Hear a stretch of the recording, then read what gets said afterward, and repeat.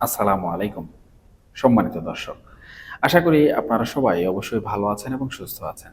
দেখুন, কথা বললেই আমরা ইতিহাসের পাতা উল্টাই। কিন্তু মাঝে মধ্যে ইতিহাসই যেন হাত বাড়িয়ে আমাদেরকে থামিয়ে দেয় এবং কাঁধে হাত রেখে বলে, "একটু থামো, পেছনটা দেখে নাও।" আজ আমি যে সময়টায় দাঁড়িয়ে আপনাদের সাথে কথা বলছি, সেই সময়ে চারিদিকের বাতাসটা বড্ড ভারী। কেমন যেন একটা ছাই চাপা উত্তাপ ভেসে বেড়াচ্ছে। আপনি যদি ঢাকার রাস্তাঘাটের দিকে তাকান কিংবা দেশের রাজনৈতিক সমীকরণের গভীরে চোখ রাখেন, তবে একটা অদৃশ্য মোড় দেখতে পাবেন। এই মোড়টা কি আমাদের এক অজানা গন্তব্যের দিকে নিয়ে যাচ্ছে, নাকি ইতিহাস তার নিজের পুরনো গল্পটাই আবার নতুন করে পুনরাবৃত্তি করছে? এই আগস্ট মাসকে ঘিরে দেশের প্রতিটি কোণায় কেন আজ এত রেড অ্যালার্ট? কেন মেট্রো স্টেশনের নিচ থেকে শুরু করে অলিতে গলিতে বোমা আর বারুদের আতঙ্ক? একটা কথা আমাদের মানতেই হবে, বাঙালির রাজনীতি কোনো বইয়ের পাতায় লেখা নির্জীব ছক নয়। এটি একটি সজীব প্রবাহমান নদী, যা শ্রাবণের জলে রূপ বদলায় আর ভাদ্রের রোদে এসে শুকিয়ে বা উত্তপ্ত হয়ে ওঠে। অনেকেই হয়তো ভাবছেন, আগস্ট তো শুধুই একটি নিয়মিত ক্যালেন্ডারের পাতা। কিন্তু না, এই আগস্ট আমাদের রক্তে, আমাদের ইতিহাসে এমন এক গভীর দাগ কেটে রেখেছে যা মুছে ফেলা অসম্ভব। একদিকে শোকের মাতন, অন্যদিকে রাজপথের উত্তাপ। আপনি যদি গত কয়েক মাসের হিসাব মেলান, তবে অবশ্যই দেখবেন জুলাইয়ের শেষ দিক থেকে হাওয়ায় এক ধরনের বদল বা পরিবর্তন কিন্তু ঘটতে শুরু হতে দেখা যাচ্ছে। এই বদলটা হুট করে হয়নি। একটু খেয়াল করলেই দেখবেন, রাজনীতি যখন তার নিজস্ব গতিপথ হারায়, তখন প্রকৃতি যেন নিজের নিয়মে এসে হিসাব মেলাতে শুরু করে। আমরা দেখেছি একসময় কিভাবে একটি দল টানা বহু বছর দেশ শাসন করলো, রাজপথ কাঁপালো। আবার সেই দলকেই একদিন ক্ষমতার মসনদ ছেড়ে চলে যেতে হলো। কিন্তু ইতিহাস কি শুধুই এক পক্ষকে পথ দেখায়? একদম না। আজ যখন দেশের অলিতে গলিতে পুলিশের সর্বোচ্চ সতর্কতা জারি করা হয়েছে, টহলে টহলে কঠোর নজরদারি চলছে, তখন একটা প্রশ্ন স্বাভাবিকভাবে কিন্তু মাথায় আসে। পুলিশের এই ভয়টা ঠিক কাকে নিয়ে? কেবল কি অতীত ক্ষমতার সেই পরিচিত মুখগুলোকে কেন্দ্র করেই তাদের এই ঘুমহারাম অবস্থা, নাকি পর্দার আড়ালে ঘাপটি মেরে থাকা অন্য কোনো উগ্রপন্থী বা তৃতীয় শক্তি আবার মাথাচাড়া দিয়ে উঠছে? দেখুন সুপ্রিয় দর্শক, আমরা যদি রাজনীতির ইতিহাস একটু ভালো করে ঘেঁটে দেখি, তবে 1975 কিংবা 1983, এমনকি 2004-এর আগস্টের দিকে তাকালে একটা প্যাটার্ন বা ধরন স্পষ্ট বোঝা যায়। এই বিশেষ সময়টিতে এসে ক্ষমতার ভারসাম্য হঠাৎ কেমন জানি দোলাচাল তৈরি করে।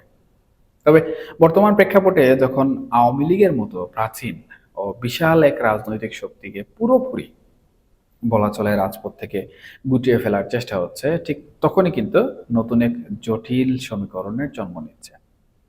আপনি একটি বিশাল জনগোষ্ঠী কিংবা কোনো একটি বৃহৎ রাজনৈতিক আদর্শকে সাময়িকভাবে ব্যাকফুটে ঠেলে দিতে পারেন, কিন্তু তাদের যে অস্তিত্ব, সেই অস্তিত্বকে বাতাস থেকে একদম পুরোপুরিভাবে কখনোই কিন্তু মুছে ফেলা যায় না।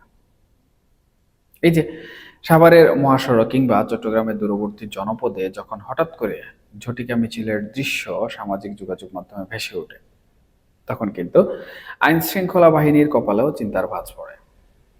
সেই ভিডিওটি সারাদিন ফেসবুকে ঘুরে বেড়াচ্ছে। কেউ কেউ বলছে এটি পুরনো ঘটনা, হাজার বিতর্ক থাকতে পারে, তবে তার ডিজিটাল কোয়ালিটি নিয়েও কথা হতে পারে। কিন্তু আসল সত্যটা হলো, এ ধরনের ছোট ছোট ঘটনা মানুষের মনে একটা মনস্তাত্ত্বিক চাপ তৈরি করছে। এই চাপটাই রাজপথকে ধীরে ধীরে কিন্তু অস্থির করে তোলে। তবে শুধু এক পক্ষের কথা বললেই তো আসলে এই সমীকরণের অর্ধেকটাই বাকি থেকে যাবে, তাই না? রাজনীতির মাঠে এখন যারা নিজেদের নতুন ক্ষমতার দাবিদার মনে করছেন, তাদের ভেতরকার ফাটলগুলো কিন্তু এখন দিবালোকের মতো স্পষ্ট। আপনি যখন দীর্ঘদিন ধরে রাজপথে লড়াই করা বিএনপি কিংবা ধর্মীয় ভাবাবেগকে কাজে লাগানো জামাত আর নতুন উঠে আসা তরুণ নেতৃত্ব, বৈষম্য বিরোধী ছাত্র আন্দোলনের প্ল্যাটফর্মগুলো কিংবা এনসিপির দিকে তাকান, দেখবেন প্রত্যেকেই কিন্তু এক অদ্ভুত ক্ষমতার দ্বন্দ্বে লিপ্ত হয়ে আছে, এবং সেটা নিজেদের মধ্যে। দেখুন দর্শক, ইতিহাসে কিন্তু একটা চমৎকার শিক্ষা আছে। এক যৌথ শত্রু যখন মাঠ থেকে সাময়িক সরে যায়, তখন মিত্রদের ভেতরের পুরনো শত্রুগুলোই সবচেয়ে বিকট আকারে সামনে চলে আসে। আজ রাজপথে ছাত্রদলের সাথে তরুণ নেতাদের বাকযুদ্ধ, কোথাও কোথাও হাতাহাতি, আবার কোথাও নিজেদের আধিপত্য বিস্তারের যে মহড়া চলছে, তা কিন্তু কোনো শুভ সংকেত নয়। আপনি মির্জা আব্বাস সাহেবের মতো বর্ষিয়ান রাজনীতিকের দীর্ঘ অভিজ্ঞতা আর অসুস্থতার নীরবতার দিকে তাকালেই কিন্তু খুব ভালো করে বুঝতে পারবেন পুরনো রাজপথের চতুর খেলোয়াড়রা কিভাবে এখন শুধু সঠিক সময়ের জন্য অপেক্ষা করছেন। এবং রাজনীতি কিন্তু আসলে এভাবেই তার প্যাটার্ন পরিবর্তন করে। আমরা দেখতে পাচ্ছি আওয়ামী লীগ একদম মাঠের বাইরে রয়েছে, তারা এক প্রকার কোণঠাসা হয়ে আছে। তাদের নিয়ে এত আতঙ্ক, এত ভয় থাকার কথা ছিল, কিন্তু আদৌ তারা কি সেই আতঙ্কের কোনো কাজ করতে পারছে? তারা কি দেশে কোনো ধরনের আন্দোলন করছে? তারা কি দেশে কোনো ধরনের বিশৃঙ্খলা সৃষ্টি করছে? একদমই না। বরঞ্চ আমরা যদি একটু ভালো করে দেখি সাম্প্রতিক সময়ের ঘটনাগুলো, তখন আমরা কি দেখতে পাই? আমরা কিন্তু দেখতে পাই এই যে বর্তমান সময়ে যারা দেশের অভ্যন্তরে রাজনীতি করছে, যারা কোনোভাবে নিষিদ্ধ নয়, যারা কোনোভাবে আসলে দেশ থেকে বিতাড়িত হয়নি, তারাই কিন্তু নিজেদের মধ্যে ক্ষমতার দ্বন্দ্বে লিপ্ত। কখনো আমরা দেখতে পাচ্ছি জামাত, বিএনপি, কখনো আবার আমরা দেখতে পাচ্ছি বিএনপি এবং এনসিপি, আবার কখনো আমরা দেখতে পাচ্ছি এনসিপি বৈষম্য বিরোধী ছাত্র আন্দোলন। এখানে কিন্তু আওয়ামী লীগ একদমই নেই। আওয়ামী লীগ শুধুমাত্র মাঠের বাইরে থেকে নীরব দর্শক হিসাবে এখানে ভূমিকা রাখছে। তবে একটা বিষয় এখানে খুবই গুরুত্বপূর্ণ। এই যে আওয়ামী লীগ মাঠের বাইরে থেকে সবকিছু অবজার্ভ করছে এবং আওয়ামী লীগ না থাকার কারণে দেশের এই পরিস্থিতি সাধারণ জনগণ দেখতে পাচ্ছে, এটা কিন্তু আওয়ামী লীগের পক্ষে একটা পজিটিভ রেজাল্ট জনগণের মনস্তাত্ত্বিক ধারণার মধ্যে জন্ম দেয়। কারণ আওয়ামী লীগ খারাপ ছিল, আওয়ামী লীগের যে শাসনামল ছিল সেই শাসনামল খুবই বিচ্ছিরি ছিল। আমি তর্কের খাতিরে একদম জঘন্য ধরে নিলাম। যার কারণে কি হয়েছিল? যার কারণে এই আওয়ামী লীগকে মানুষ কিন্তু আজকে নির্বাসনে পাঠিয়ে দিয়েছে। শেখ হাসিনা দিল্লিতে, আওয়ামী লীগের বড় বড় নেতৃবৃন্দ যারা আছেন তারা বিদেশে পলাতক, কেউ কেউ জেলখানায় বন্দী। তাহলে একটা নিকৃষ্ট রাজনৈতিক চর্চা যখন একদম ভ্যানিশ হয়ে যায়, যেটার কোনো অস্তিত্ব আর থাকে না, যেটাকে জনগণ আসলে নির্বাসনে পাঠিয়ে দেয়, তখন কিন্তু দেশে স্বস্তি থাকার কথা, দেশে স্থিতিশীলতা থাকার কথা। কিন্তু সেই স্থিতিশীলতা আসলে কোথায়? বরঞ্চ আওয়ামী লীগের আমলে যে স্থিতিশীলতা ছিল তার থেকে তুলনামূলক অনেক অনেক কম স্থিতিশীল অবস্থায় রয়েছে বর্তমান রাজনৈতিক পরিবেশ এবং বর্তমান আমাদের এই বাংলাদেশ। এবং এই বিষয়টা কিন্তু জনগণ খুব ভালো করে লক্ষ্য করছে। আর আওয়ামী লীগ এই বিষয়টাকে কিন্তু বর্তমান সময়ে তাদের একমাত্র পুঁজি হিসাবে আঁকড়ে ধরে আছে। যখন সময় আসবে তখন তারা এই পুঁজিটাকে বল করেই কিন্তু তাদের শক্তি দেখাতে শুরু করবে। কিন্তু এর মাঝেই যে বিষাক্ত চারাটি নীরবে বেড়ে উঠছে, সেটি হলো চরমপন্থা। যখন একটা রাষ্ট্রে মূলধারার রাজনৈতিক দলগুলোর স্বাভাবিক কর্মকাণ্ড বাধাগ্রস্ত হয়, যখন মাঠ খালি হয়ে যায়, তখন সেই খালি জায়গায় কখনোই শূন্যতা থাকে না। সেই শূন্যস্থান পূরণ করতে ছুটে আসে এমন কিছু শক্তি যাদের আমরা চিনি না বা চিনলেও চিনতে ভুল করে থাকি।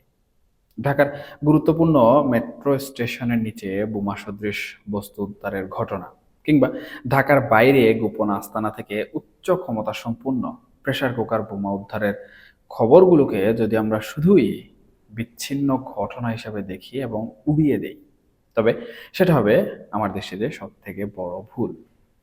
দেখুন, পুলিশ হয়তো চটজলদি সংবাদ সম্মেলন ডেকে বলে দিচ্ছে যে একটির সাথে অন্যটির কোনো যোগসূত্র নেই, ভয়ের কিছু নেই।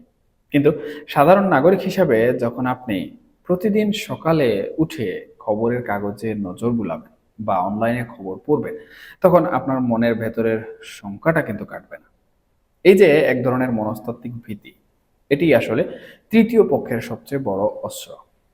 আন্তর্জাতিক মহল কিন্তু এই দৃশ্যপট খুব কাছ থেকে পর্যবেক্ষণ করছে বর্তমানে। যখন ট্রাম্পের বিশেষ কোনো প্রতিনিধি বা আন্তর্জাতিক ডিপ্লোম্যাট যেমন সার্জিও গোর ঢাকার মাটিতে এসে পা রাখছেন। আর ঠিক সেই একই সময়ে দেশের আনাচে কানাচে রেড অ্যালার্ট জারি করতে হচ্ছে। পুলিশের গাড়িতে হামলার আশঙ্কায় সদর দপ্তর থেকে জরুরি বার্তা পাঠাতে হচ্ছে। তখন বহির্বিশ্বে দেশের ভাবমূর্তি কোন জায়গায় গিয়ে ঠেকছে, তা কি আদৌ আমরা একবারও সাধারণ জনগণ হিসাবে ঠান্ডা মাথায় ভেবে দেখেছি? দর্শক, ক্ষমতার অলিগলিতে আজ যারা বসে আছেন বা অতীতে যারা ছিলেন, তারা হয়তো ভাবছেন সবকিছু তাদের নিয়ন্ত্রণে আছে। যেমন ডক্টর ইউনূসের মতো একজন বৈষয়িক ব্যক্তিত্ব যখন রাষ্ট্র পরিচালনার ভার নিলেন 2024 সালে, তখন মানুষের মনে একটা প্রত্যাশা তৈরি হয়েছিল যে হয়তো এবার একটা শান্ত সুশৃঙ্খল ধারায় ফিরবে আমাদের এই দেশ। কিন্তু বাস্তবতা কি ততটাই সহজ ছিল? যখন কারাগারের দুয়ার খুলে একের পর এক বিতর্কিত ব্যক্তিকে মুক্ত আলোয় নিয়ে আসা হলো, তখন কি রাষ্ট্র সত্যিই নিরাপদ হলো, নাকি এক অনিয়ন্ত্রিত দাবানলের মুখে পড়ে গেল? আর এই যে বর্তমান বিএনপি সরকার, এই সরকারের সময় কি আমরা সেই প্রত্যাশিত পরিবর্তনগুলো দেখতে পাচ্ছি, নাকি সেই একই অবস্থায় আমরা আছি? আমাদের কিন্তু পরিবর্তনটাই দরকার ছিল। দর্শক, রাজনীতিতে আবেগ দিয়ে হয়তো স্লোগান তৈরি করা যায়, ইতিহাস মুছে ফেলার চেষ্টা করা যায়, কিন্তু রাষ্ট্র পরিচালনা করতে হয় প্রজ্ঞা এবং ইতিহাসের অভিজ্ঞতা দিয়ে। শেখ মুজিবুর রহমানের যে অবদান, মুক্তিযুদ্ধের যে চিরচেনা চেতনা, সেটিকে সাময়িক কোনো রাজনৈতিক পট পরিবর্তন দিয়ে স্তব্ধ করা সম্ভব নয়। আপনি আগস্টকে সুখের মাস হিসাবে মুছে দিয়ে উৎসবের মাস হিসেবে প্রতিষ্ঠা করতে চাইতে পারেন, কিন্তু ইতিহাস তার নিজের আয়নায় সবসময় সত্য প্রতিচ্ছবিটাই ধরে রাখে। সেটা আজ হোক বা কাল হোক, সেটা কিন্তু প্রতিফলিত হয়। আজ মাঠে আওয়ামী লীগের নেতাকর্মীরা হয়তো কিছুটা কোণঠাসা, অনেকেই আত্মগোপনে, অনেকে পলাতক, অনেকেই মামলা নিয়ে ঘুরে বেড়াচ্ছেন। কিন্তু দেশের শতকরা এক বিরাট অংশ মানুষের মনের ভেতরে যে আওয়ামী লীগের ভাবধারা বছরের পর বছর ধরে গ্রথিত হয়ে আছে, তাদের বাদ দিয়ে কি এই দেশে দীর্ঘমেয়াদী কোনো স্থিতিশীলতা আদৌ তৈরি করা সম্ভব? আপনি একটা দলকে নিষিদ্ধ বা নিষ্ক্রিয় করে দিতে পারেন, কিন্তু তাদের সমর্থকদের চিন্তা এবং চেতনা, এগুলোকে নিয়ন্ত্রণ করা যায়? ঠিক এই জায়গাটিতে সৃষ্টি হচ্ছে সবচেয়ে বড় বারমুডা ট্রায়াঙ্গেল। রাজনীতির গণিত বলে জুলাই মাসে যা কিছু তলে তলে ধুমায়িত হয়, আগস্টে এসে তা একটা চূড়ান্ত বিস্ফোরণের রূপ নেয়। আর তার পুরো মাসুল বা প্রতিক্রিয়া হিসাবে বুক করতে হয় সেপ্টেম্বর মাসে গিয়ে। আমরা এখন ঠিক সেই সংকটময় আগস্টের একদম মাঝদরিয়ায় বলতে গেলে দাঁড়িয়ে আছি। দেখুন সুপ্রিয় দর্শক, সামনে কি ঘটতে যাচ্ছে?